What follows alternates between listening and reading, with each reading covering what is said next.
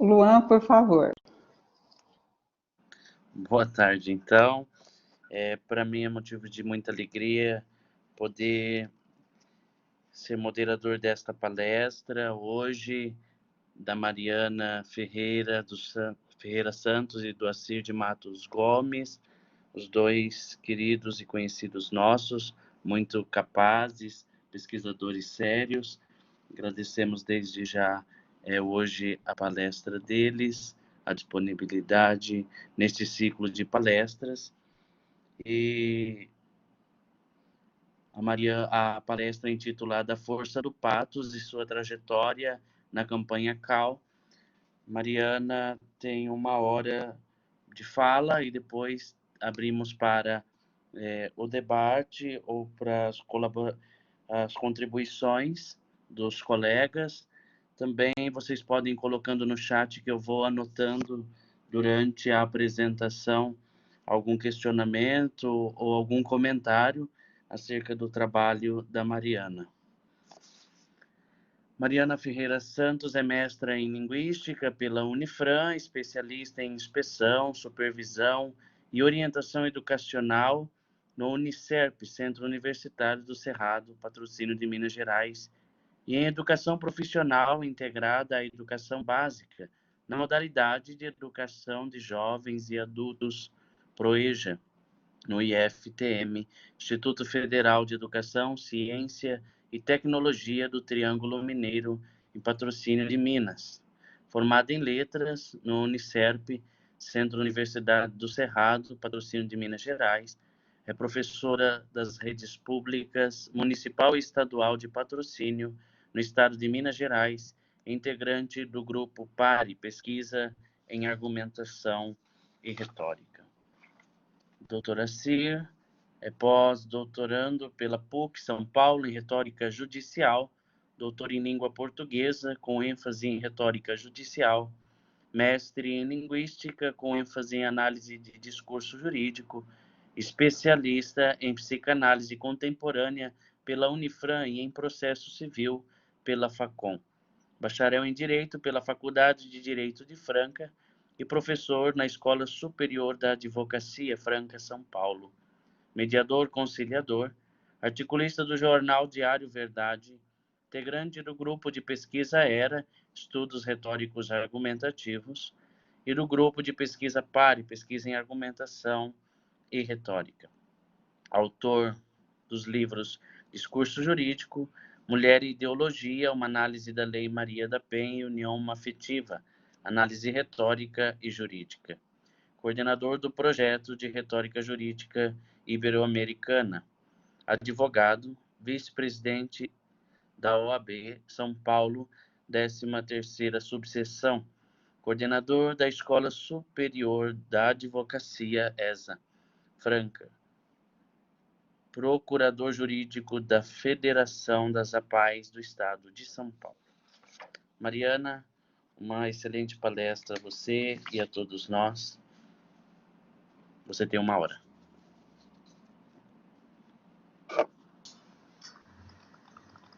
Boa tarde a todos. Estão me ouvindo? Sim, Mariana, está perfeito. Que bom. Agradeço. Primeiramente, gostaria de desejar uma boa tarde a todos. Gostaria de, antes de iniciar a nossa palestra, fazer alguns agradecimentos. Eu gostaria de agradecer a Maria Flávia, a doutora Maria Flávia Figueiredo, por todo o carinho, por toda a atenção, por repassar seus conhecimentos com tanta gentileza. Gostaria de agradecer o doutor Assir, que aí já foi meu companheiro no mestrado, meu orientador, se tornou um amigo, uma pessoa que eu admiro muito. Gostaria de agradecer ao grupo PARE, que me acolheu desde o início do mestrado, também com muito carinho, aprendo muito sendo integrante do grupo PARE, e agradeço a todos que participam conosco aí do ciclo de palestras. Para podermos aí iniciar, eu vou começar com o nosso primeiro slide. Só um momento que eu não estou Priscila, pode colocar conseguindo. novamente, porque eu fechei o slide.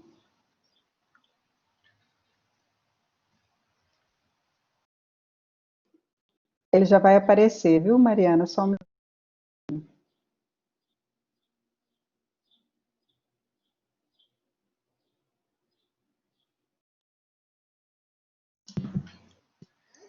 Ótimo, obrigada. Então, deu certo, Priscila, obrigada. Então, dando continuidade,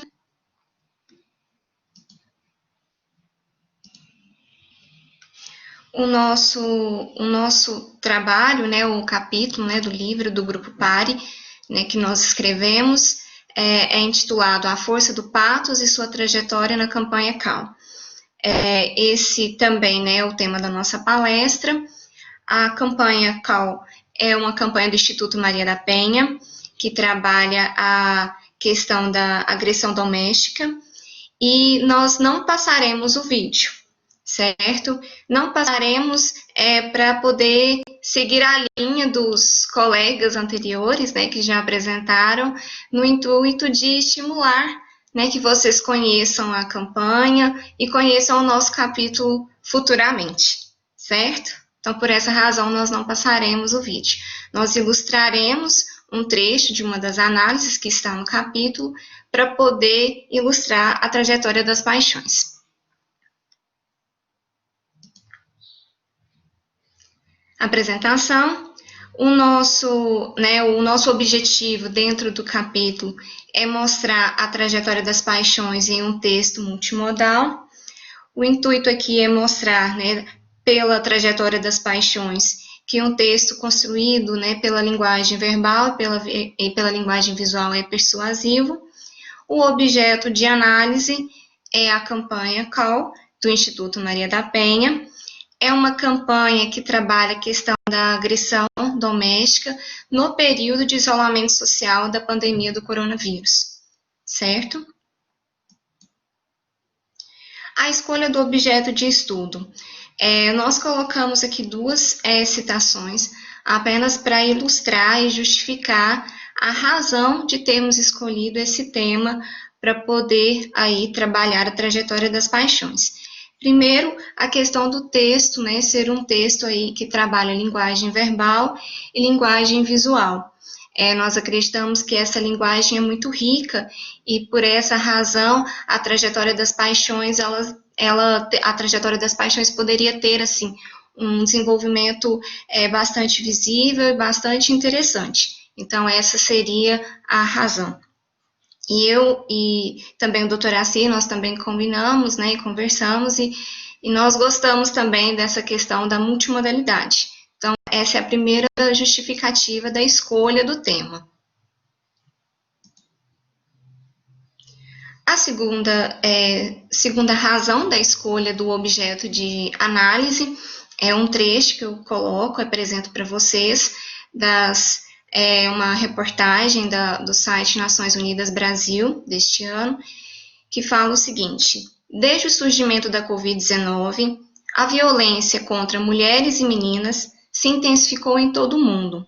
Embora as medidas de confinamento ajudem a limitar a disseminação do vírus, mulheres e meninas que sofrem violência em casa se encontram cada vez mais isoladas das pessoas e dos recursos que poderiam ajudá-las. Então, quando nós conversamos, eu e o Dr. Assir, nós pensamos nessa questão, né, do aumento da violência doméstica nesse período de pandemia, e vimos o vídeo. E nós nos sentimos aí com as nossas paixões sendo movimentadas. E pensamos que não somente as nossas paixões poderiam ser provocadas, como as paixões de um auditório espectador desse vídeo. E por ser um tema tão importante, tão sensível, nós decidimos que o objeto de análise da trajetória, que o nosso objeto de estudo, tendo aí, né, a trajetória das paixões, seria a campanha CAL.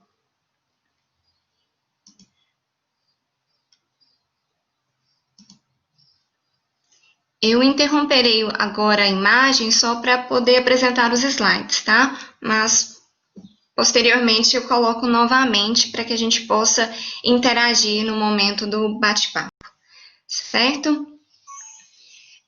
O Instituto Maria da Penha. Como a campanha CAL ela é uma campanha do Instituto Maria da Penha, nós, tanto no capítulo como nesse momento, faremos uma pequena abordagem em relação ao Instituto, em relação à lei, justamente para a gente poder contextualizar, né, a importância tanto do Instituto quanto da Lei Maria da Penha. Sediado em Fortaleza e fundado em 2009, o Instituto Maria da Penha, IMP, tem como objetivo contribuir e fortalecer mecanismos para coibir e prevenir a violência doméstica e familiar contra a mulher, conforme o artigo 1º da Lei nº 11.340/2006. Esse trecho se encontra no site do próprio Instituto. Passo a palavra para o meu colega Assir, que eu acredito que possa acrescentar para nós aqui em relação a esse tema. Boa tarde a todos, para quem não cumprimentei no início. É importante essa lei Maria da Penha que a gente saiba o seguinte, ela não foi uma lei desejada pelo nosso país, tá? Não é. Como todo mundo acha que, nossa, que lindo, maravilhoso, nós temos uma lei, o Brasil. Não. Essa lei só surgiu em 2006 porque o Brasil foi punido internacionalmente, pelas cortes internacionais, porque o fato da Maria da Penha, por isso que tem esse nome Maria da Penha, ter sido o quê? Vítima de uma tentativa de homicídio. O marido tentou eletrocutá-la enquanto ela tomava banho e depois disparou também, como se fosse, simulou como se fosse roubo, mas na verdade descobriu que quem estava tentando roubar e tentou matar a esposa era o marido, né? Não era qualquer pessoa, era um professor universitário também. E como o Brasil demorou a punir o marido, demorou a dar uma resposta efetiva, a Maria da Penha levou essa situação às cortes internacionais e quando o Brasil foi exposto, aí o Brasil foi signatário e acabou fazendo então essa lei. É importante que a gente saiba, né, que não é uma lei que foi refletida no nosso país, que foi uma lei desejada, né? Tanto é que ela é uma lei de 2006 e a gente vê em pleno 2020 que muitos dos mecanismos dessa lei não foram, né, ainda implementados. Por quê? Justamente porque não tem uma vontade política. Mas o fato é que a lei existe, ela tem a finalidade de proibir toda e qualquer forma de violência contra a mulher. Ela parte do princípio seguinte: o simples fato de ser mulher, de estar numa relação de afeto, já é possível que ela seja vítima de violência. Tanto é que a lei usa, né, violência contra a mulher. Há um apagamento na lei da violência praticada pela mulher contra o homem. Eu preciso que fique claro, né, que essa lei ela é voltada para uma minoria ou para um grupo vulnerável, que eu prefiro muito mais essa palavra vulnerável, que é a mulher. Então, a lei foi criada justamente para dar toda a proteção para a mulher que se encontra vítima de violência. E a Maria da Penha só conseguiu constituir o seu instituto, veja, a lei é de 2006, só em 2009. Para a gente ver o tanto que é difícil no Brasil também ter leis, ter institutos e ter implementação. Então, o nosso objeto de análise é uma propaganda, né, bem interessante para esse momento em que nós estamos vivenciando do ambiente virtual.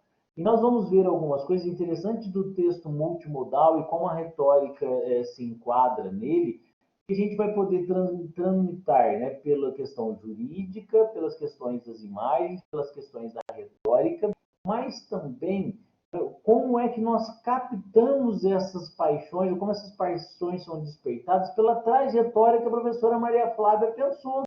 Aquelas 5 etapas, elas estão também presentes num texto multimodal. E é sobre isso que nós vamos falar nessa tarde, mostrar assim, quando a gente vê, de repente, eu já quero provocar vocês, né, que vocês estão vendo as fotinhas ali, você vê a foto da Priscila, da Maria Flávia, que a gente vê aqui, todas maquiadas, bonitas, ao vivo, a gente fala assim, nossa, que cuidado, E quando esse cuidado aparece, será que esse cuidado realmente é um cuidado? Ou é um cuidado com uma finalidade de mascarar ou de esconder uma violência que está acontecendo?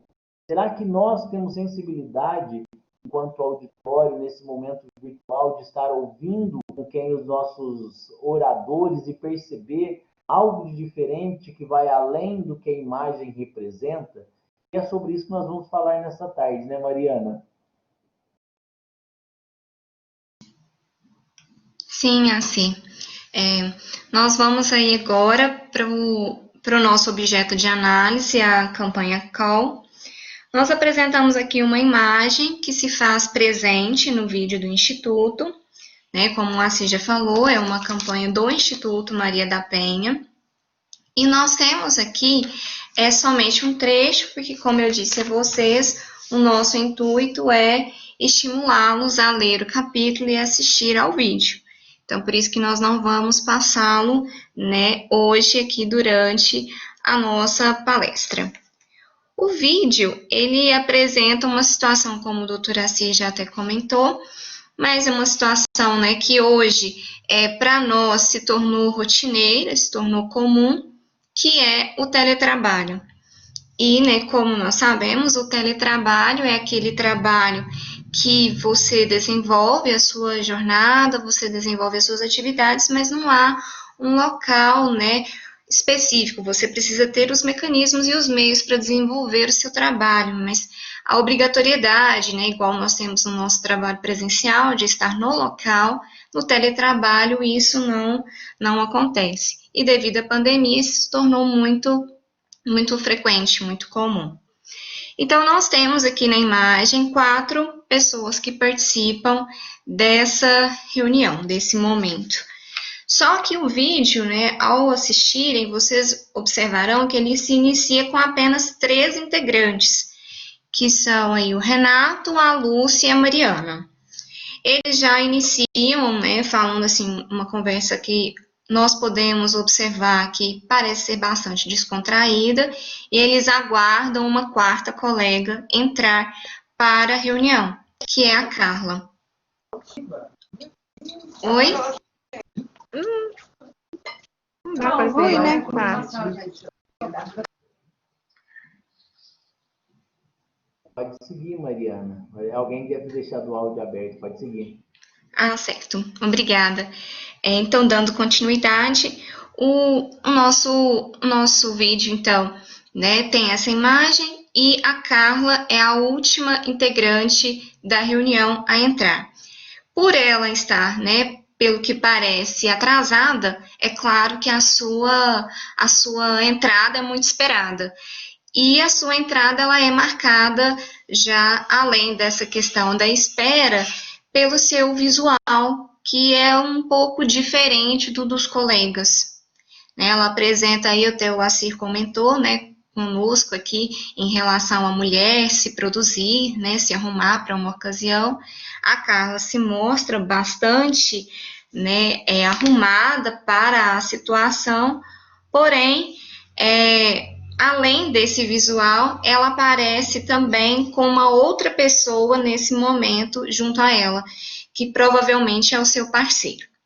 E por enquanto eu vou falar apenas isso da campanha CAL, certo? Como nós trabalhamos o Patos, eu e o Dr. Assi colocamos esse trecho do Ferreira somente para mostrar que aqui o nosso foco é a persuasão por paixões, que o patos é o foco, certo? Tanto na trajetória como também em relação ao vídeo pela temática. Nós acreditamos que realmente patos aqui é o que faz o vídeo, né, ser ainda mais persuasivo. Um auditório, simbolizado pelo patos, para movê-lo é necessário comovê-lo, seduzi-lo, convencê-lo, a partir de um acordo, de um casamento, de interesse centrado nas crenças e paixões do auditório. Um trecho aí do Ferreira. Iniciaremos, então, a primeira etapa da trajetória das paixões, a etapa da disponibilidade. Segundo Figueiredo, o estágio da disponibilidade, portanto, refere-se à disposição emocional do auditório e à sua acolhida em relação às emoções propostas em um determinado discurso. Em outras palavras, um auditório só sentirá determinada paixão se estiver aberto de acordo com sua predisposição cognitiva a senti-la. A etapa da disponibilidade representa o estágio das paixões disponíveis e acessíveis ao auditório.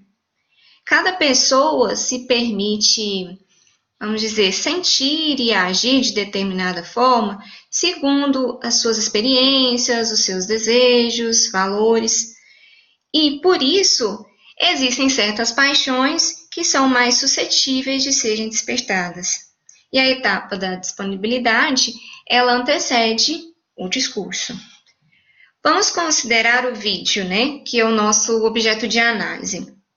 O vídeo aborda a violência doméstica.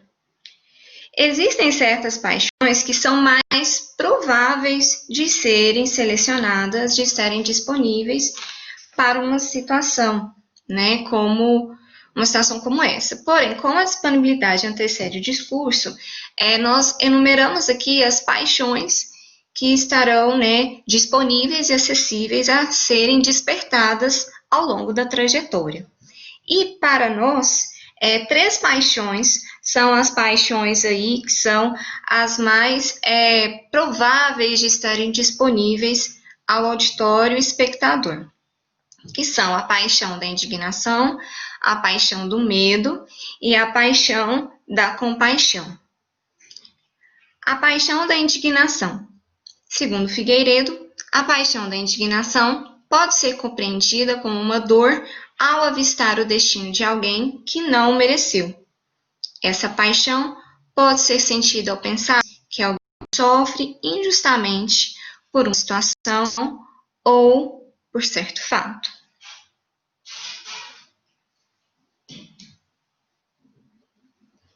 A paixão do medo, segundo Aristóteles, consiste numa situação aflitiva ou numa perturbação causada pela representação de um mal iminente, ruinoso ou penoso. É possível sentir medo diante de um momento que nos causa mal, dor ou nos leva à ruína, seja esse momento real ou imaginário. E segundo Figueiredo, Pernambuco, a paixão da compaixão, também denominada piedade, concerne, antes de tudo, àqueles que se julgam de tal maneira acima dos outros que se mostram inconscientes das desventuras, das reviravoltas, em suma, das paixões que podem sobreviver.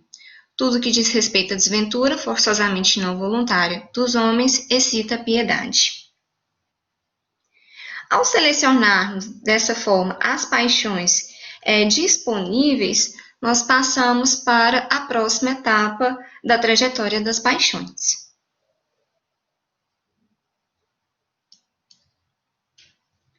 Qual a identificação? Na etapa da identificação, a paixão é escolhida a partir do momento que o auditório, no nosso caso o auditório espectador, e o discurso compartilham ideias em comum. A trajetória tem continuidade, pois o auditório se reconhece. Nós apresentamos aqui novamente a imagem, que já foi mostrada, para que vocês percebam mais um pouco do que o vídeo trabalha e possam visualizar a trajetória em seu desenrolar, como ela vai acontecendo. Então, nós já falamos que nós temos aqui uma reunião por videoconferência. Nessa reunião, é uma reunião aí, com 4 integrantes, 3 primeiros já entraram e eles aguardam a entrada de uma outra colega, que é a colega Carla Costa. Quando ela entra para participar da reunião, ela chama atenção. Como eu já disse, ela era a última a entrar, é um grupo pequeno, claro, né, que ele observa, né, a entrada dela. Mas, mais que isso, ao entrar na reunião, a Carla está com um visual mais produzido que os demais colegas. E esse fato, além, né, de mostrar esse visual, além de mostrar esse visual, nós podemos ver também que Carla entra e uma outra pessoa está com ela. E nós podemos visualizar que é provavelmente o seu parceiro. A partir da entrada da Carla, a aparência dela chama atenção, porque observando, né, eu gostaria que vocês observassem conosco, os demais colegas, a gente pode observar que eles estão descontraídos, a produção, o visual, não é tão chamativo quanto dela, né? A maquiagem dela realmente, ela se sobressai na sua entrada, e por ser uma reunião, né, como nós já falamos, é a questão do teletrabalho, muitas pessoas, né, elas geralmente, quando trabalham em casa, elas ficam mais à vontade, elas se sentem mais à vontade e elas, né, também mostram isso com suas vestimentas, a sua fala, o seu comportamento, né. Então, nós temos aqui a Carla, né, sendo aí algo que distingue dos colegas, com essa característica que a distingue dos colegas. Além disso, é que o que a gente pode ver também ao assistir o vídeo, né? Claro que só com essa imagem não é possível. Mas quando Carla entra, a colega Lúcia Coelho, ela faz um comentário. E esse comentário, né, segundo a nossa interpretação e a nossa análise, ela é capaz de levar o auditório espectador a entender melhor o que acontece. O comentário da colega dela, da Lúcia, é o seguinte: nossa, Carlinha, que isso? Esse make todo é só para a nossa reunião matinal? Então, o comentário da colega, da Lúcia, para a Carla, já leva o auditório espectador a observar que, né, esse visual não é um visual comum da personagem Carla. Nesse momento, ela está realmente com um visual diferente e para uma reunião matinal. Por isso, né, a colega, né, fez o comentário, chamou a sua atenção. A Carla Costa tenta se justificar da questão da produção. Ela até comenta que já havia se cansado de fazer call de pijama e tenta aí se justificar, mas ao assistir o vídeo nós observamos que a forma como ela fala, a forma como ela se movimenta, não mostra uma forma natural.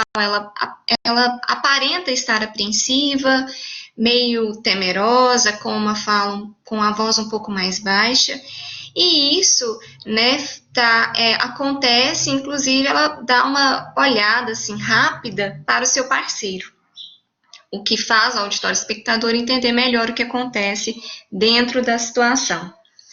A colega Mariana Lopes, que observa toda a situação, ela também age um pouco de forma não natural, porque a Mariana Lopes manda uma mensagem para ela perguntando se a amiga está bem. Então, com esses elementos, pela nossa análise, pelas nossas interpretações, nós acreditamos que ao auditório espectador, esses elementos já são aí capazes de acionar aquelas 3 paixões que nós falamos, a paixão da indignação, do medo e da compaixão. Para ilustrar, né, as nossas análises, as nossas reflexões, hoje nós trataremos apenas da paixão da indignação.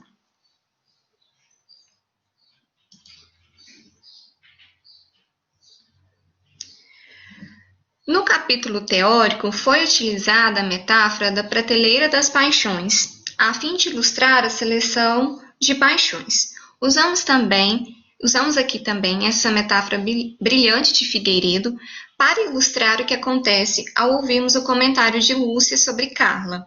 Lúcia é a colega que fez o comentário, né, dela estar maquiada para a reunião. O auditório reconhece quem é a protagonista do vídeo e repara em seu comportamento. A partir desse olhar atento, o auditório é convidado a despertar paixões em relação ao que assiste. A escolha de determinadas paixões a outras dependerá, como dito anteriormente, dos valores, hábitos, crenças que o auditório armazena em si.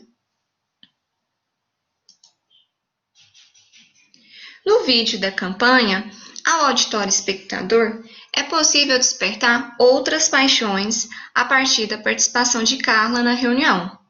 Isso acontece pois o auditório espectador poderá se identificar com aquilo que vê. As paixões prováveis de estarem disponíveis são a indignação, o medo e a compaixão. O tema abordado na campanha em análise é a violência, que por si só já causa indignação.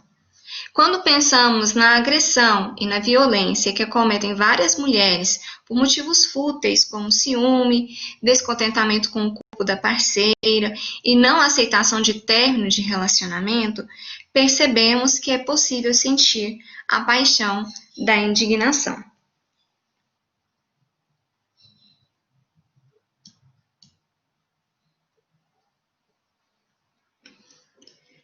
Segundo Figueiredo, podemos entender assim que a identificação é o gatilho para o despertar das paixões. Sem esta etapa, a trajetória jamais se concretizaria. Isso porque só me sensibilizo se antes conseguir me identificar.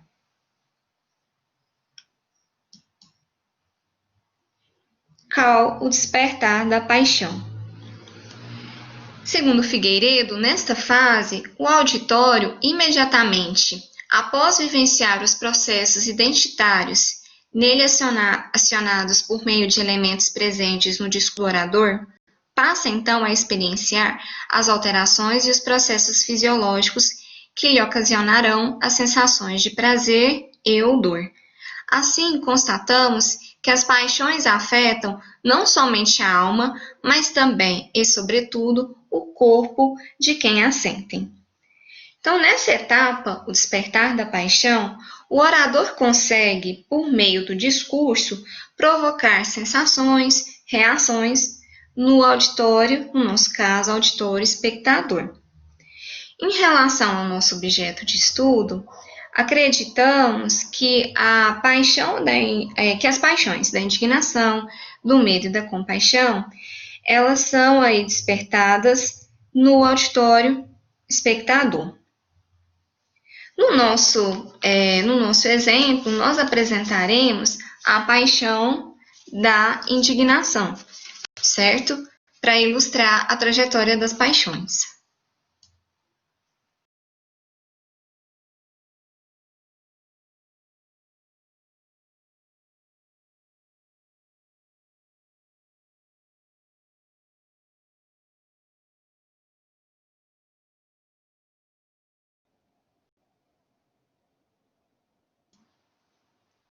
Peço desculpas aqui, é porque deu uma travadinha. Eu vi, realmente, é que eu fiquei sem som, desculpem. O despertar da paixão da indignação. Segundo Figueiredo e Pernambuco, a paixão da indignação reflete a não aceitação moral do espetáculo das paixões, de sua desordem. Ela decorre da ideia de que isso não poderia ter acontecido.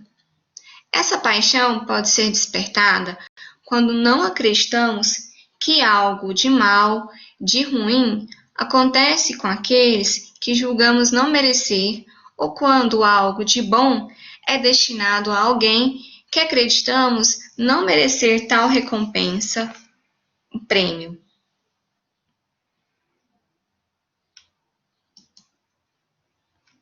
Então, retornando aqui para o nosso vídeo, para o nosso caso, do nosso vídeo em questão. Nós colocamos aqui a imagem novamente para que nós possamos visualizar a paixão da indignação. Então, após a Carla tentar se justificar da razão de estar toda arrumada para a reunião matinal, né, que não era só porque ela realmente já estava cansada e por isso ela se arrumou daquela forma, o parceiro dela fica ali durante todo o tempo da reunião. Então, a imagem dele também traz ao auditório espectador esse desconforto para poder gerar a indignação. Mariana Lopes, que é a colega que repara nessa situação, ela, né, percebe que há algo estranho, que algo está acontecendo ali com a amiga e pergunta se está tudo bem.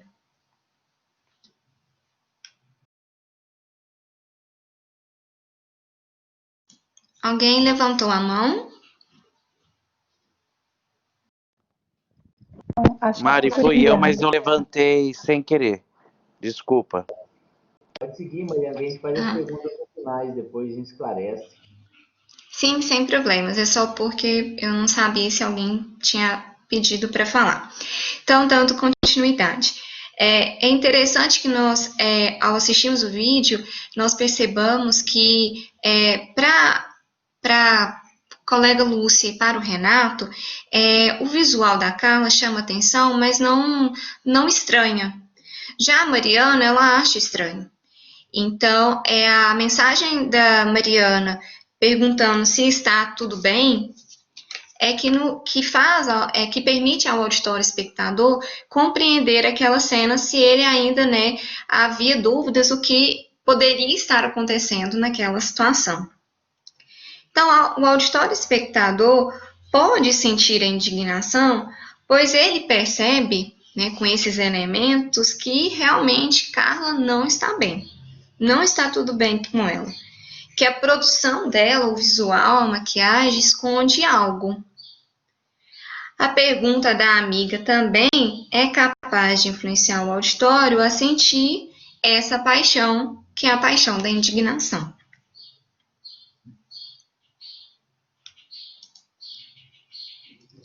Cal, mudança de julgamento.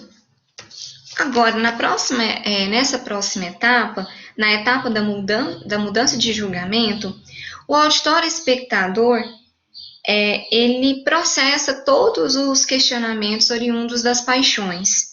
Nessa etapa, é possível que o auditório espectador visualize a situação de uma forma diferente, de uma forma nova.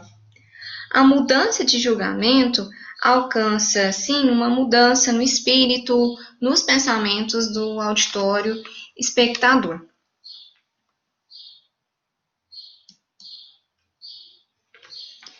O auditório espectador provavelmente é levado a refletir sobre o que viu. A violência contra mulheres durante a pandemia, aos sinais que mulheres que sofrem violência apresentam, ao que pode ser indício de uma agressão, ao comportamento de vítima e de agressor, entre outros questionamentos e pensamentos. Quando nós analisamos a campanha, nós observamos, né, que a campanha COL, como ela trabalha a questão, né, uma questão de teletrabalho, a questão de uma reunião por videoconferência, os elementos foram colocados de forma muito sutil, mas muito marcantes.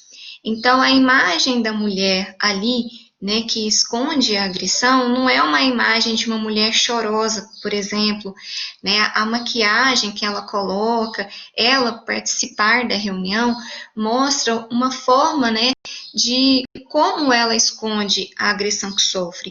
E como o Lacer, né, colocou na fala dele, isso permite ao auditório espectador repensar também em o que pode aí, quais são os sinais que levam uma pessoa aí a enxergar que outras sofrem um tipo de agressão. Então, o vídeo, né, quando vocês puderem assistir ao vídeo, né, em todos os seus minutos, né, não ficando presos às nossas imagens, né, aqui no caso, vocês poderão observar que ele trabalha essa questão da agressão e até mesmo dessas mudanças de pensamento e, quem sabe, uma mudança, né, de atitude do auditório espectador de uma maneira bastante interessante, já que ele mostra esses elementos muito leves, né, a presença do homem ali dentro, né, da imagem da companheira, ele, né, não mostra ele gritando, brigando com ela, mas mostra sua presença ali em silêncio, observando tudo que ela faz, os colegas ali, 2 colegas conversando naturalmente, sem notar nada de diferente, uma colega que já viu e observou, né, o que realmente ali estava acontecendo.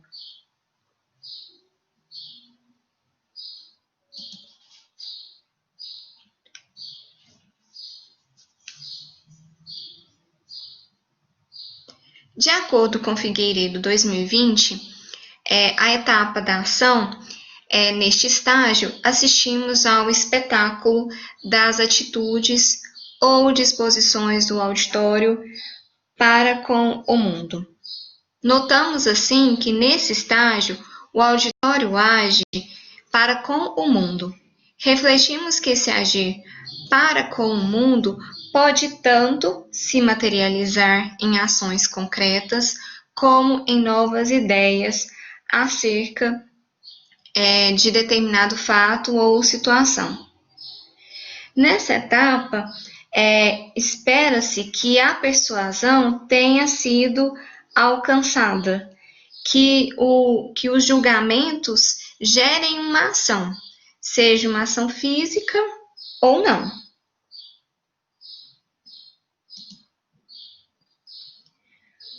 O auditório espectador é convidado a agir diferente.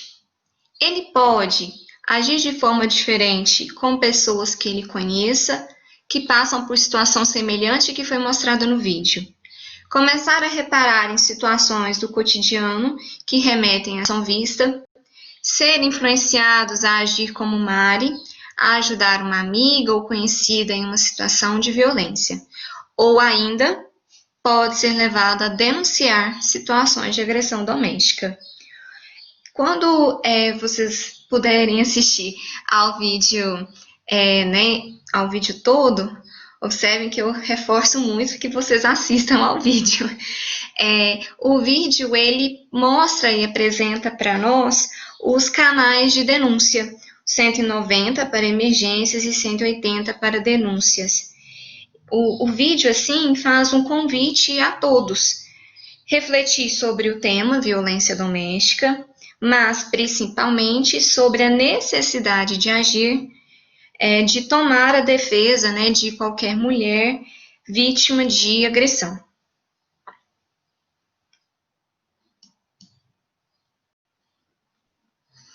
Considerações finais.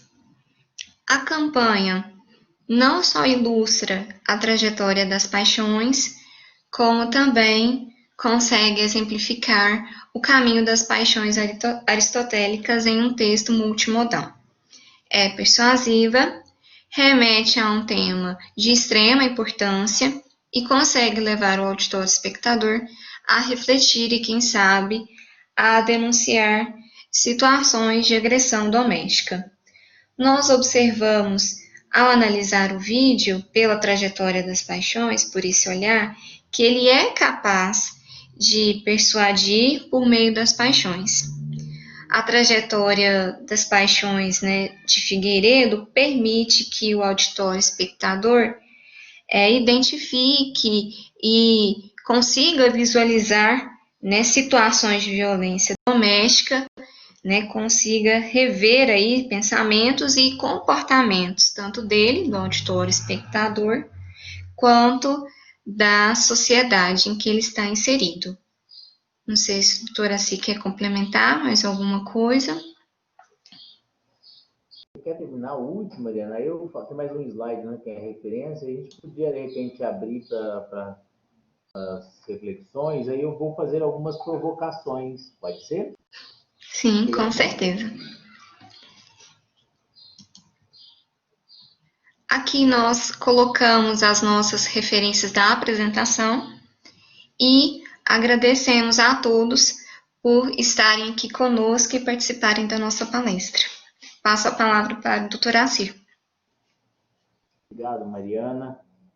Só preciso reiterar aqui que a Mariana tem se mostrado aí desde quando eu a conheci no mestrado, né? Uma excelente pesquisadora. Foi ela que sugeriu essa pesquisa, né? Foi ela que achou esse objeto de análise. Então, grande parte foi a pesquisa, foi ela que fez, né? E a gente estava junto ainda como orientador. Logo depois já tinha passado essa fase que ela já tinha sido aprovada. Então, nós decidimos escrever juntos, de forma que eu contribuí com algumas coisas e algumas provocações que eu vou fazer aqui com vocês hoje também. Veja que interessante quando a Mariana coloca essa questão da violência doméstica, né? Ela colocou algumas coisas assim, algumas palavras, valores, hábitos e crenças do auditório. Pensar em violência doméstica hoje é completamente diferente se a gente pensasse, talvez, antes da existência da lei em 2006.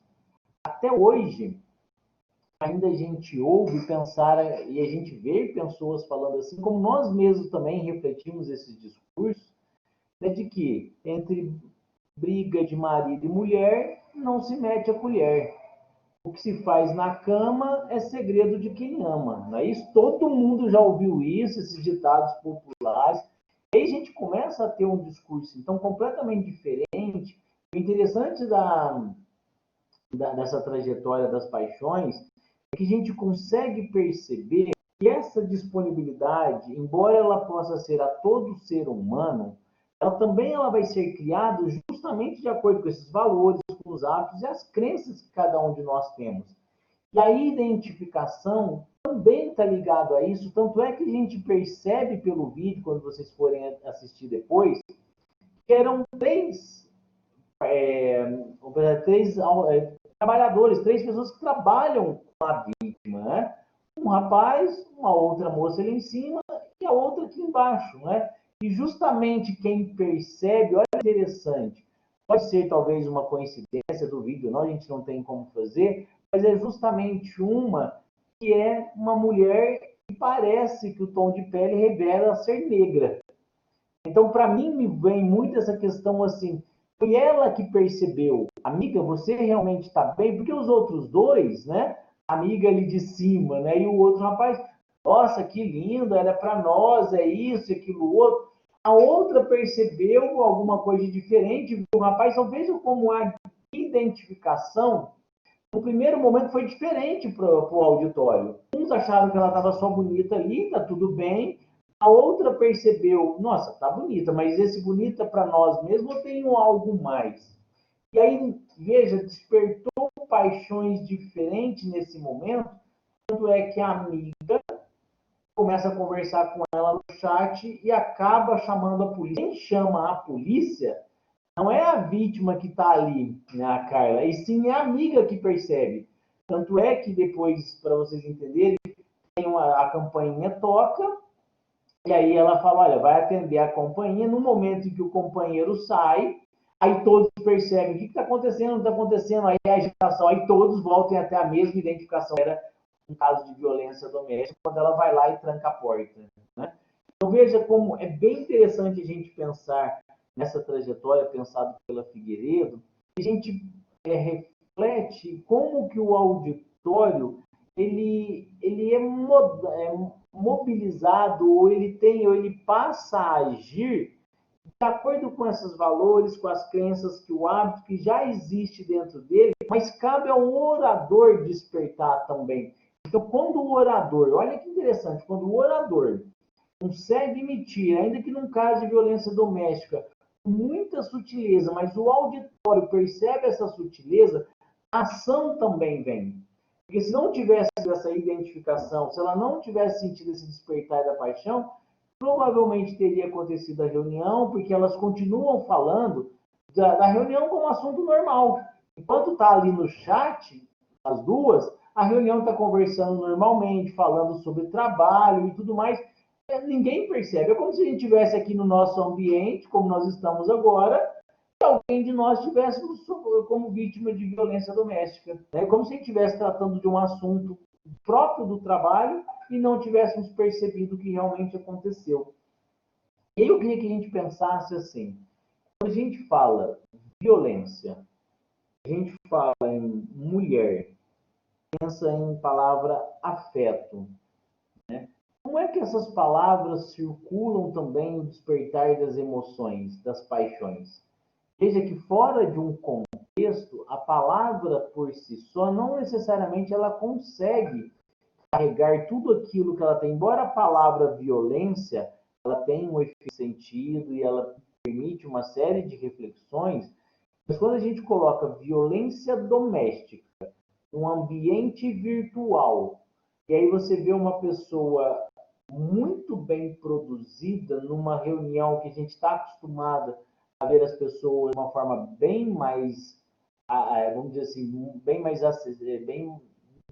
mais formal, ou não tão formal quanto no ambiente de trabalho. Né? Eu faço um parênteses que até juízes, né, do STJ estão apresentando aí só com a toga, isso aí, as partes de baixo aí, só de cueca está circulando, ou seja, é bem mais informal quando a gente está no ambiente em casa e para o ambiente virtual.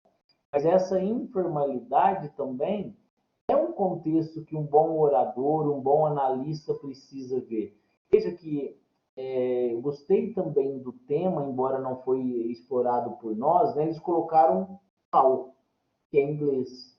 Né? Porque, veja, eu fiquei pensando, que outro nome poderia ser dado para isso, para chamar essa atenção ou para despertar? Poderia ser uma outra análise aqui, nós não fomos desse lado, né, Maria? Nós ficamos realmente assim, nas paixões e seguindo a risca a trajetória que a Figueiredo 2020 propôs. Então, para mim tem ficado muito forte, né? E aí a grande contribuição do Bergman, quando ele pensou na nova retórica e ele resgatou os valores do auditório. Tanto foi muito importante tudo aquilo que o Aristóteles pensou sobre o orador, sobre o patos, sobre o logos, toda a contribuição, mas para a nova retórica, eu sinto que a gente está retomando isso agora, veja como vem aí realmente a questão das paixões, determinando ali também se o orador teve ou não êxito na sua empreitada persuasiva, né? Então, Mariana, eu quero te parabenizar novamente pela pesquisa que você fez, pela apresentação de hoje. A Mariana teve dodói esses dias, e mesmo assim ela não desistiu. Eu admiro muito pessoas que não desistem dessas situações, que enfrentam, e a Mariana passou por todas essas questões aí, mostrou disponibilidade, identificou, sentiu o despertar da paixão, fez questão de falar hoje. Eu falei para ela, se ela não estivesse bem, eu apresentaria, mas ela falou assim, não, eu quero apresentar. Então, Mariana, parabéns, parabéns ao Grupo Pare. A Lineide estava acompanhando tudo aqui. Ela falou que a internet dela está muito ruim, está caindo, mandou um grande abraço para nós, parabenizou o Grupo Pare pelas pesquisas, pelo trabalho. Ela disse que conseguiu ouvir você, Mariana, e gostou muito. Tá? Então, ela falou que teria um imenso prazer em participar e parabéns ao grupo. Bom, parabéns então para todos nós e colocamos à disposição, né, Mariana?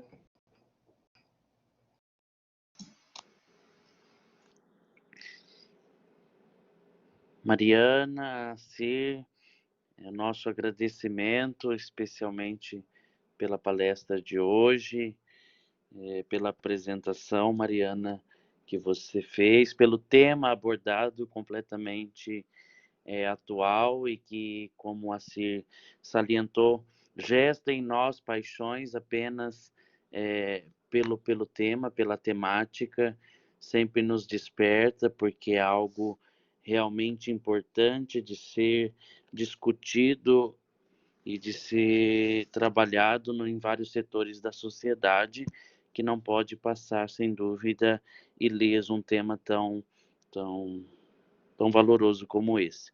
Então, queremos agradecer a você e ao Acir pela apresentação. Os seus colegas te parabenizaram aqui no chat e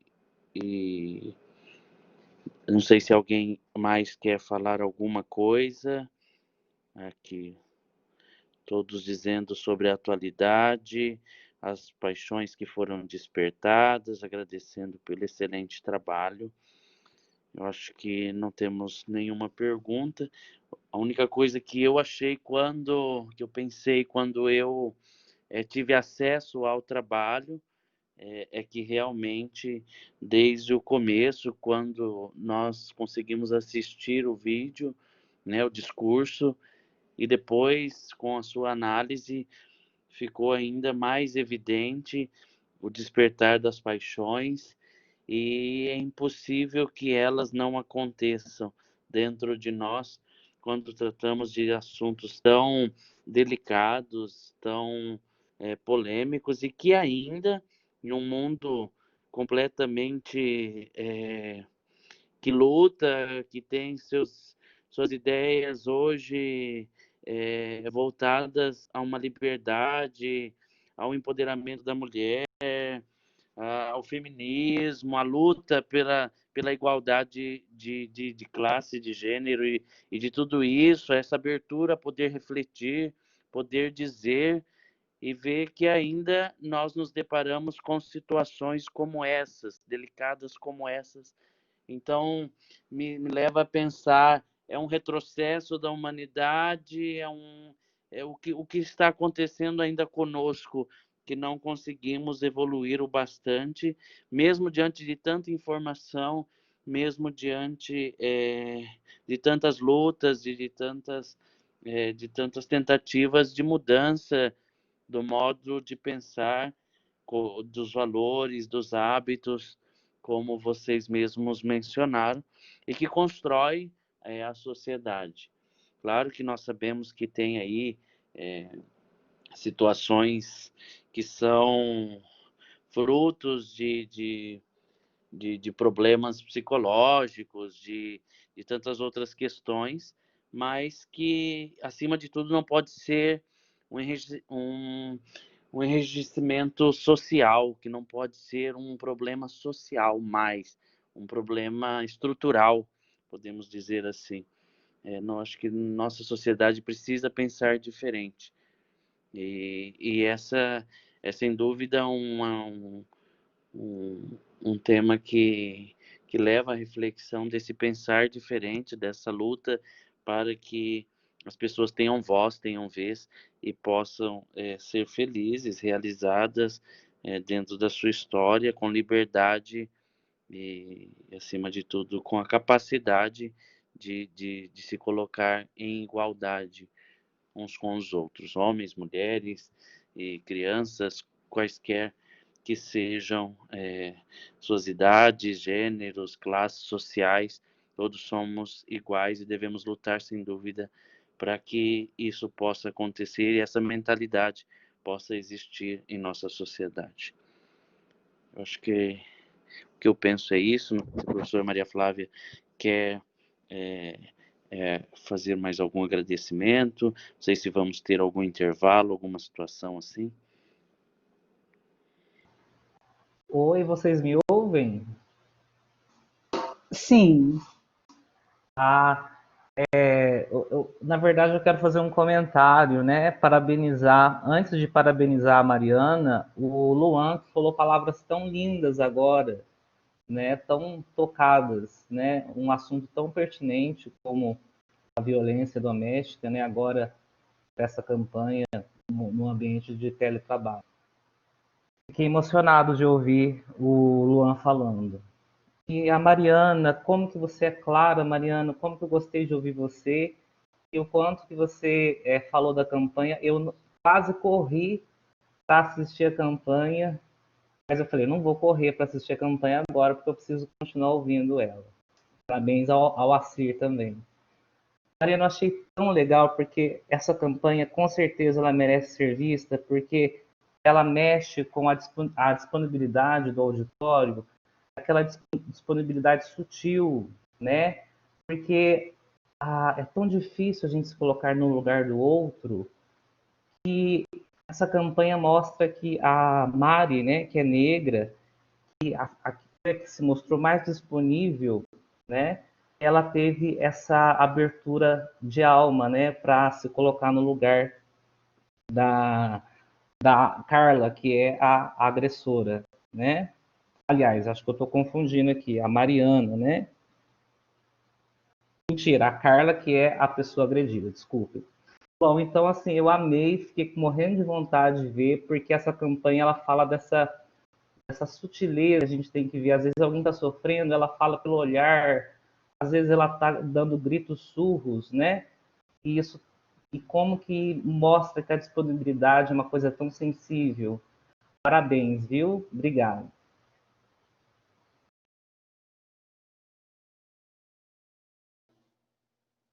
Então, agora seria o momento para mais perguntas, né? Eu acho que o Luan poderia colocar uma pergunta. Ele fez um comentário, mas se você puder, já que você trabalhou bastante com o trabalho deles, apresentar uma pergunta para eles, por favor, Luan, enquanto os outros se preparam.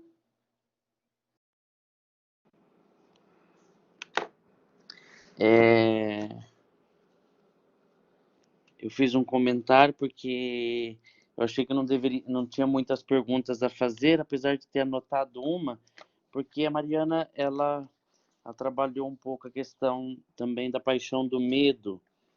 E eu queria ver com ela o que ela pensa, que hoje, se nos diversos setores da sociedade, a gente ainda tem discursos com a finalidade de persuadir pelo medo, e se isso, de certa forma, pode ser positivo ou negativo, gestar esta paixão do medo. Eu sei que, em termos de paixões, a gente não atribui valores, né, não valoriza negativo ou positivo, mas se ela nota ainda essa presença de discursos que podem persuadir também, gestando o medo ou atribuindo medo nas pessoas, se isso é capaz de uma persuasão e se isso é válido hoje, na atualidade.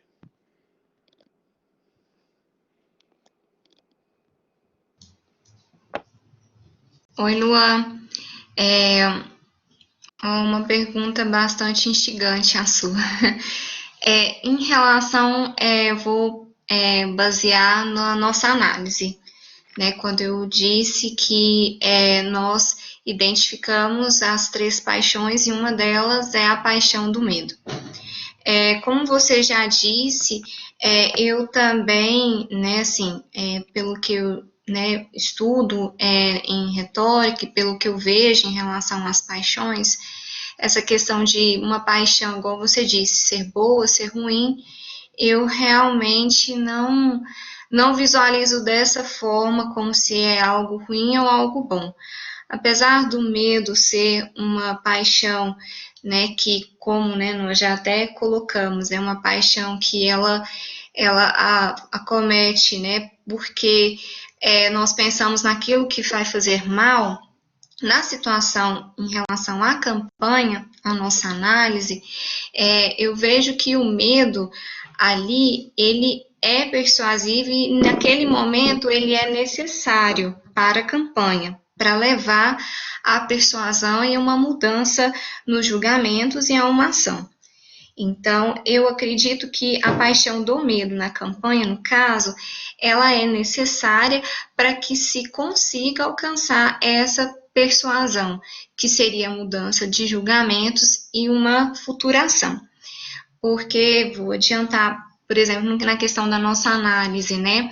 A paixão do medo, ela vai ali surgir, pelo que nós identificamos, quando o vídeo, né, vai mostrando a situação de minutos que se passam. E quando você vê a imagem, né, você vê e escuta, né, na questão da interpretação dos atores ali, alguém gritando, tranca a porta, a polícia chegou, aquela situação ali, eu acredito que ela faz com que o auditório espectador pense em situações que poderiam ser próximas a ele, porque o que eu e o Dr. Assi percebemos dentro da campanha é que ela coloca para que nós pensemos na situação como se ela fosse próxima a nós. Então, eu sinto medo, eu sinto temor por aquela mulher que está ali sofrendo agressão.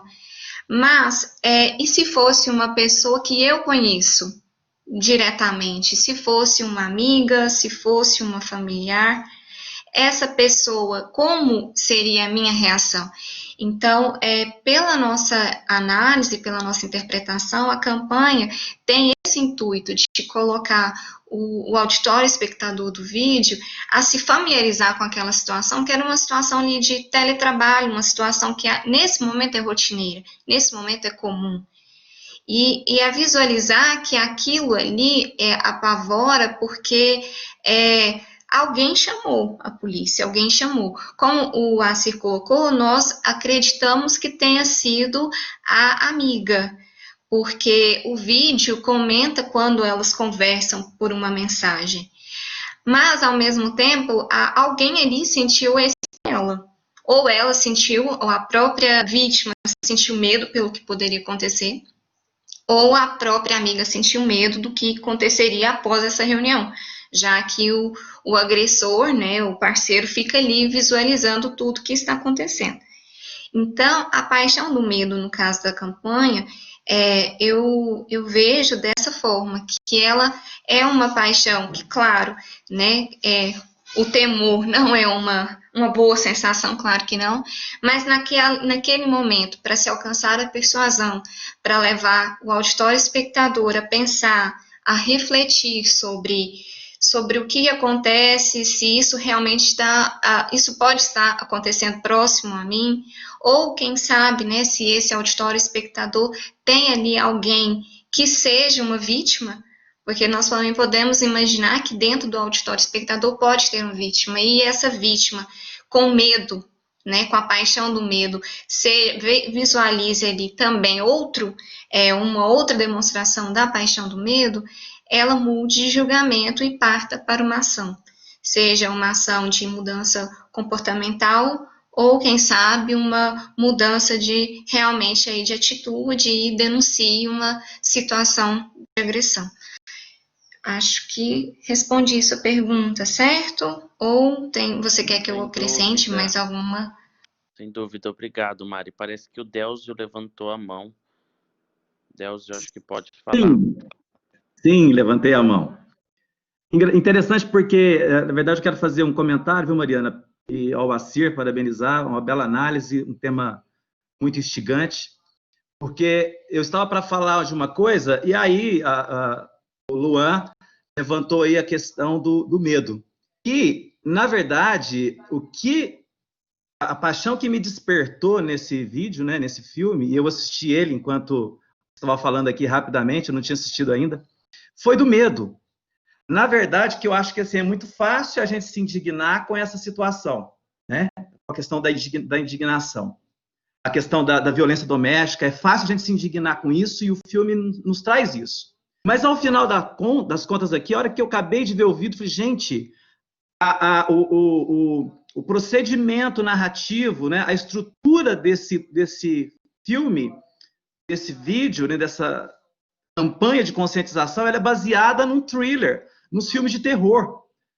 Quer dizer, você vê ali o sujeito entrando, né, parando do lado dela, com aquela cara de... Logo eu senti ali uma cara de um serial killer. Então, assim, a estrutura que marcou para mim, né, nesse filme é a estrutura narrativa de um filme de terror mesmo, um pequeno curta-metragem de terror. E nos provoca o quê? Provoca o medo. Então, eu vi na face, né, da Carla, né, o pavor no rosto dela, né, a tensão no final. Então, assim, para mim, o que marcou de fato foi o medo, né? Me fez sentir medo ali. Ele me cativou pelo medo que aquelas pessoas estavam tendo, né? Naquele momento, fecha a porta, corre aqui, as pessoas, estou aqui com você, um está do outro lado, ninguém vai poder fazer nada ali por ela de fato, a não ser dar uma força emocional ali. Porque isso que ficou marcado para mim. Mas, além de tudo isso, eu queria fazer um comentário que é o seguinte, né? O que a gente percebe, o que eu percebi também nesse filme, despertou aqui enquanto o Assir estava falando, Eu acho que eu sou muito inocente, ou então, não queria dizer que eu sou insensível, não. Talvez seja isso, mas eu acho que eu sou muito inocente em certas coisas. Eu jamais, talvez, assim, até hoje, né? Agora eu preciso começar a pensar muito nisso. Jamais olharia para uma pessoa maquiada chegando até o caso do sujeito chegar e posicionar-se ali, aquilo me despertou uma excitação. Mas o fato dela chegar bonita, arrumada, jamais me levaria a pensar que ela estava sendo vítima de algum tipo de agressão ali. Então eu fico me pensando, nós estamos trabalhando, né, nós estamos vivendo num mundo, não é mais da confiança, é da desconfiança. Nós temos que olhar para as pessoas e não pensar mais que elas estão bem, nós temos que pensar que elas estão sendo, de uma forma ou de outra, elas estão mascarando uma situação. A que ponto nós estamos chegando nessa sociedade, não é? Eu sempre fui uma pessoa que gosta de ver o lado positivo das coisas, ver a beleza das coisas. Então eu acho que a pessoa se mostrar numa reunião maquiada, bonita, para mim seria algo que eu vou apreciar ver. Né? Mas, por outro lado, olha que ponto nós estamos chegando. Né? Nós temos que começar a pensar, gente, mas será que ela está maquiada porque ela está sofrendo uma agressão? Ela está disfarçando algo? Então, isso agora me fez assim, ó, me deu um tilt, né? Vou usar um termo bem antigo, né? Aqui na minha cabeça. Eu falei, eu acho que eu preciso mudar um pouco a minha percepção. Acho que eu sou muito inocente em certas coisas, não é possível. E isso é que me deixou chocado na análise de vocês, viu, Mariana? Nessa fala. Eu nunca tinha pensado nisso, sinceramente, não mesmo. Né? Talvez seja até uma questão de ver a vida sempre pelo lado positivo, que é uma coisa que eu prezo demais, mas eu acho que a gente, realmente, nós estamos vivendo em tempos muito picudos, né? Muito loucos, em que a gente tem que começar a não ser tão mais confiante, né? Pensar mais por o lado da desconfiança uma coisa que eu nem sei se eu quero cultivar. É só um comentário, mas parabenizar vocês aí. Se alguém quiser comentar essa questão também, fiquem à vontade. Parabéns aí pela fala, por me apresentar esse vídeo, que eu achei sensacional. Mariana. Acho que é bem legal a gente pensar, né? Quando a gente pensa em valores, hábitos e crenças. Esse mundo virtual, para nós, é um novo valor. Então, também as paixões estão sendo despertadas a partir dessa nova realidade. Então, veja que o vídeo é bem atual, ele reflete um momento atual, onde as mulheres têm pesquisa, onde as mulheres têm sido vítimas de violência doméstica, justamente por estar mais tempo com os seus agressores. E ainda em casa, sem possibilidade de sair, sem possibilidade de falar, sem possibilidade de mostrar as agressões, e tudo isso. Né? E aí a agressão existe e a gente camufla. Eu acho que esse vídeo mostra muito aquilo, sabe, do interdiscurso, do dito e do não dito, sabe, assim, do que é aparência, do que é essência. Então, assim, a aparência, ela estava bonita.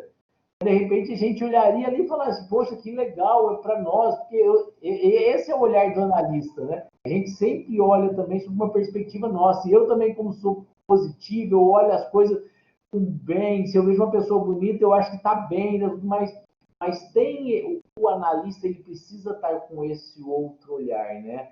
Que é também essa beleza que me é apresentada. Será que é uma beleza mesmo ou ela pode ser uma outra realização, algum outro fato, algum outro discurso que está ali? E aí é bem interessante a gente perceber, né, a questão da empatia, né, Deus? Acho que assim, no percurso da Flávia, ela não usa essa palavra, né, mas eu acho que quando a gente pega ali a disponibilidade, a identificação, o despertar da paixão, tem muito dessa questão da empatia. Quando você sente, você coloca no lugar do outro, e aí você age. E a ação também é diferente, porque tem gente que diante do medo paralisa. Concorda? Diante do medo, a tendência diante do medo é paralisar. E justamente, talvez, aquela participante, por ter a certeza que ela não teria um risco ali, ela poderia ligar, poderia chamar a polícia, porque não é ela que ia ser identificada, não fui eu que chamei, olha, está tendo uma violência, alguma coisa. Então, é bem interessante a gente pensar essas questões de como nós agimos quando as paixões são despertadas em nós e como que o medo, né? Geralmente a gente fala que ele paralisa, mas não necessariamente o medo paralisa, né? Não, leva a ação. E pode levar a uma ação. Depende da intensidade de como você sente essa paixão, né? De como essa ação do outro pode causar um medo em você. Porque se é um medo mais leve, vamos dizer assim, né? Tá ok, beleza, vamos ver. Mas se é um medo realmente severo, como Aristóteles coloca lá, o medo é uma paixão do mal maior, que pode acontecer no futuro, algo de ruim, a gente tem a tendência mesmo a ficar parado. Você tem que romper o medo para ir para a coragem. Eu daria até para falar o seguinte, no primeiro momento, aquela participante sentiu medo, mas a coragem, a compaixão, e ao aceitar e ver a situação injusta que a outra estava sofrendo, não ficou no medo, ela agiu. Porque no medo ela teria paralisado. Ela foi para a coragem. Então, assim, entre o medo e a coragem tem ali a ação ou a omissão. E ela agiu. Né? E aí aproveitar também para ajudar a responder a pergunta do Alan, né? O Alan faz também uma provocação aqui, ele fala assim, quando o Luan fez as colocações dele, levantou um ponto bastante relevante, que é a possibilidade de algumas formas de agressão serem oriundas de problemas psicológicos por parte do agressor. A pergunta é que se a gente acha que a propaganda responde de alguma maneira essa seara do caos, né? Eu entendo que sim, né? Essa questão da violência doméstica, eu não diria que todos são problemas psicológicos, mas eu diria talvez que até mesmo porque existe uma estrutura muito assim usado pelas feministas, né? Uma estrutura machista, né? Um sistema machista, um sistema, elas gostam de usar a estrutura do sistema, ela é patriarcal. E como tem isso, então nem todos pensam que tratar uma mulher má de uma forma grosseira, como por exemplo, é uma violência, né? Você falar que de repente a mulher está com uma roupa curta, que ela não pode sair com aquela roupa, que ela não tem o direito de sair com aquela roupa, que isso não é uma violência, né? Você impedir a mulher de sair ou de ir para uma reunião de trabalho sem a presença do companheiro, do namorado, isso também é uma forma de violência. Mas ainda nem todas as pessoas conseguem ver isso como forma de violência. Muitos acham isso como normal. Muitos ainda justificam isso como amor. Eu gosto tanto de você que eu quero estar todos os momentos com você. Isso não é amor, né? Isso não é. É uma forma de controle que é uma violência. Por isso que a Lei Maria da Penha veio e trouxe vários tipos de violência, como a violência física, moral, psicológica, patrimonial e até emocional e sexual. Então, são vários tipos de violências marcadas na lei, justamente para não ficar um termo tão vago só como violência. A lei fez questão de nomear vários tipos de violência para dar sentido a todas as formas, né, possíveis de violência que uma mulher sofre.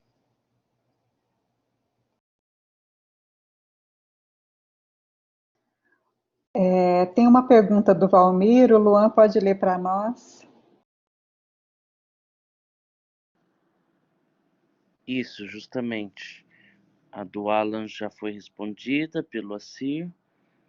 Também. Mariana, eu gostaria de perguntar, o Valmir dizendo, a respeito da trajetória das paixões, em relação à forma com que você observou o objeto de estudo sob a ótica da proposição da professora Maria Flávia.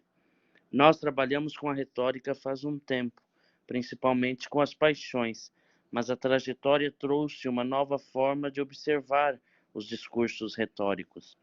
Eu gostaria de saber a respeito disso. A trajetória fez você observar os discursos retóricos de uma outra forma? Se sim, de que forma? Você quer que eu repita, Mariana? Não, eu li aqui no chat, também agradeço, Tá, okay. Luan. Obrigada. Valmir, bom você participar.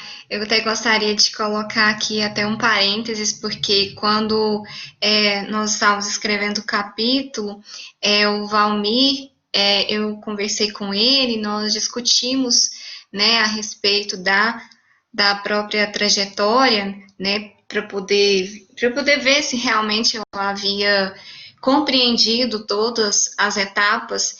E sim, Valmir, com certeza a trajetória das paixões mudou, sim, a minha visualização em relação às paixões. Vou colocar para você 2 exemplos, assim, de formas que eu consegui observar. Uma delas é a forma da questão da disponibilidade, da etapa da disponibilidade anteceder o discurso. é uma ideia que, assim, realmente me clareou muito quando a gente fez o estudo da trajetória das paixões. Imaginar que, é claro, né, eu vou ter o sentimento igual, né, nós conversamos aqui, por exemplo, o sentimento não, desculpa, eu vou sentir aqui a paixão da indignação, a paixão do medo, né, alguns exemplos de paixões a serem sentidas. Mas isso, essas paixões têm que estar disponíveis no auditório, né? Quando eu faço parte dele ou, né, do auditório de qual, né, nós desenvolvemos o discurso. Porque a paixão, ela realmente vai ser despertada a partir daqueles momentos ali, da disponibilidade da identificação. Então, igual o Delzio, usando aqui algumas palavras que o Delzio falou, né, por exemplo, ele, né, comentou que às vezes não teve essa sensibilidade, né, de ver naquele momento a maquiagem da Carla e entender que aquilo poderia ser uma forma de agressão, mas porque para ele essa ideia não era uma ideia que estava naquele instante acessível, pelo que eu vejo. Isso foi despertado, sim, posteriormente, mas a paixão, por exemplo, da indignação foi despertada no Delcio, como ele mesmo disse, mas por outros elementos. A maquiagem despertou a paixão da indignação comigo e com o Acir. Então, a questão da disponibilidade da identificação são as etapas da disponibilidade da identificação, são etapas extremamente importantes e que eu até antes, né, de conhecer a trajetória, eu não visualizava. Eu sempre visualizava o processo do despertar, mas o que antecedia esse processo, o que antecede o discurso, eu não consegui visualizar, e isso mudou, me fez enxergar de outra forma. E outra situação é a questão do auditório, da questão do auditório na etapa da ação, né, ter aí essa vamos dizer assim, acho que não é a melhor palavra, mas é a que eu consigo usar nesse momento, a sua conexão e a sua ação para com o mundo, né? Às vezes a gente pensa que a única ação possível numa situação como da campanha seria a de denúncia, né? De fazer uma denúncia naquele momento. Mas, às vezes, para que aconteça a denúncia, você tem que ter aí outra mudança, que é outro tipo de ação, que é a ação que é o que veio da mudança do seu julgamento. Então, como já foi dito aqui por pelo Laci, e por alguns colegas que comentaram, o medo, ele paralisa. E até eu vi que o Valmir comentou, né? E paralisar é uma forma de mexer, de agir. Se eu não me engano, foi isso que o Valmir colocou no comentário dele, que eu fiz a leitura aqui embaixo. Então, o paralisar também é uma ação. Então, o medo ali, ele pode ocasionar uma ação que não seja da denúncia. A pessoa tem medo de fazer a denúncia. Mas se pelo menos a pessoa conseguir mudar seu julgamento, começar a refletir, mudar os comportamentos para chegar, quem sabe, né, quando tiver a necessidade de fazer uma ação que seja uma denúncia, ela consiga agir. Então, sim, viu, Valmir, a trajetória das paixões de Figueiredo realmente me fizeram pensar e refletir em vários aspectos aí relacionados às paixões que até o momento eu não havia pensado. Só ratificando aí a sua fala, Mariana, eu gostaria de aproveitar e comentar o seguinte, que me surpreendeu muito positivamente assistir a sua palestra e ver como você, de fato, penetrou na minha proposta da Trajetória das Paixões, né? E a parte mais difícil que eu vejo de ser entendida é a disponibilidade. Você descreveu com tanta perfeição a disponibilidade, e o Delzio, com o comentário que fez para nós, mostrou que para ele algumas paixões não estariam disponíveis simplesmente por olhar na maquiagem. Ele não estava preparado para esse tipo de interpelação retórica. E não aconteceu nada com ele a partir desse elemento. Então, vocês vejam, né? O exemplo do Delge, a explicação da Mariana, mostra exatamente isso, né? Como a disponibilidade varia de pessoa para pessoa e como o orador precisa ter a sensibilidade de trabalhar com possibilidades diferentes no seu auditório para conseguir gerar a identificação. A nossa conversa está se fervilhando, né? Tantos assuntos interessantes e a relevância da apresentação de vocês, e eu agradeço ao Assir, agradeço a Mariana por essa fala tão pertinente para o momento em que estamos vivendo, e agradeço também a participação do Luan como moderador, e gostaria de saber se podemos, então, dar como encerrada essa palestra para que nós possamos seguir adiante. Tudo bem? Sim, por mim sim, doutora Maria Flávia. Assir, quer falar mais alguma coisa? Eu só falar para todo mundo que eu tenho maior admiração por você, que você foi muito bom você ter aceitado o convite de escrever da gente fazer um livro sobre essa trajetória que você pensou, que a gente dá aí a cara, o nome de uma pesquisadora brasileira, o nome de uma universidade francana, de falar que aqui no Brasil, em Franca, na universidade, nós também sabemos fazer pesquisas com qualidade, né? E prova disso vai ser esse livro, que vai ser um grande sucesso, e a gente ainda vai ouvir falar muito disso. Parabéns pela coragem também, por ter permitido a paixão da coragem de dar um nome, né, e aceitar aí, colocar a sua pesquisa no mundo acadêmico para poder analisar e falar bem ou mal. Mas importante que agora nós vamos ter uma marca da Figueiredo na retórica sobre as paixões. Era isso. Parabéns. Muito obrigada, meu amigo e companheiro Assir. Muito obrigada. Então, encerramos.